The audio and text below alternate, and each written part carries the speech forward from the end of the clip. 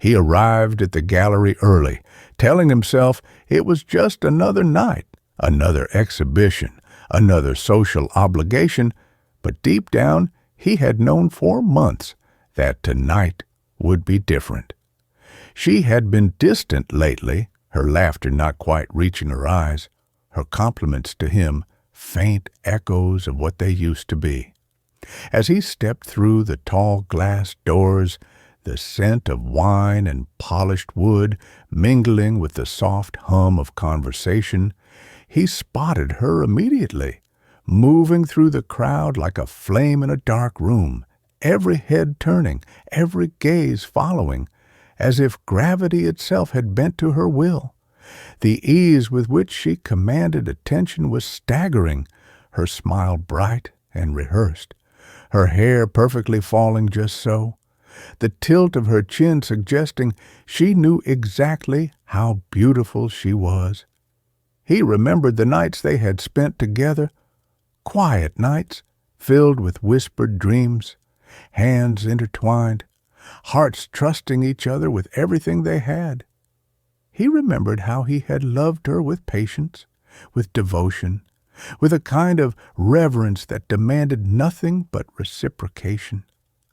And now he watched as she leaned into strangers' compliments, laughing, whispering about how hot she was, basking in the admiration that wasn't meant for him.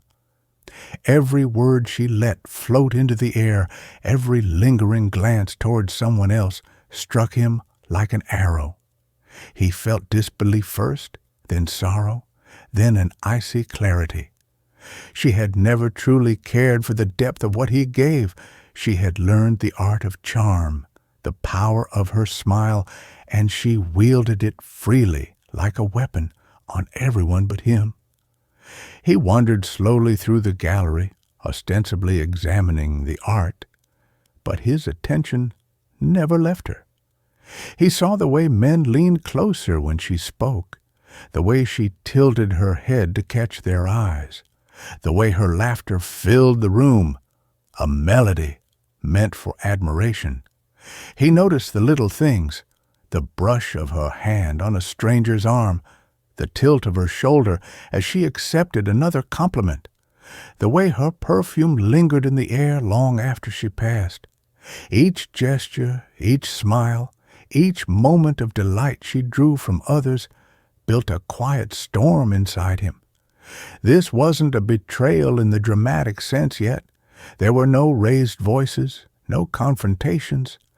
This was subtler, the slow revelation that the woman he had loved entirely had been living for applause he had never been allowed to give.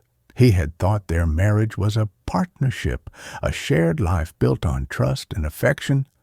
But what he was seeing now was something else entirely. A performance, a carefully curated persona meant to charm, to seduce, to conquer, and he was nothing but the audience that had been fooled into thinking he was the leading man. He remembered the mornings she had claimed to be tired from work, the late nights she had spent meeting clients, the phone calls she had brushed off as trivial. Each excuse had been a tiny lie, a fragment of the larger pattern he had refused to see. But he saw it now. He saw how she thrived on attention, how she craved it, how she orchestrated it effortlessly. And yet no anger rose in him, at least not the kind people expected. What he felt was something quieter, something sharper, clarity.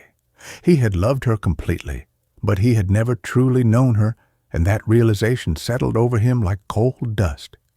It was painful, yes, but it was also freeing. He no longer needed to hope that she would change or turn toward him. He simply understood that she never would. Hours passed, the gallery crowd thinning, yet she remained radiant, moving from group to group, drinking in admiration like it was oxygen. He watched a man compliment her earrings, and she leaned in, laughing as though it was the most important moment of her life. Another whispered that she looked stunning, and she tilted her head, eyes glinting with pride. Each encounter was a small dagger, yet with every one he felt less like a victim and more like a witness, cataloging the performance for what it truly was. There would be no confrontation tonight. There would be no shouting. Silence would suffice.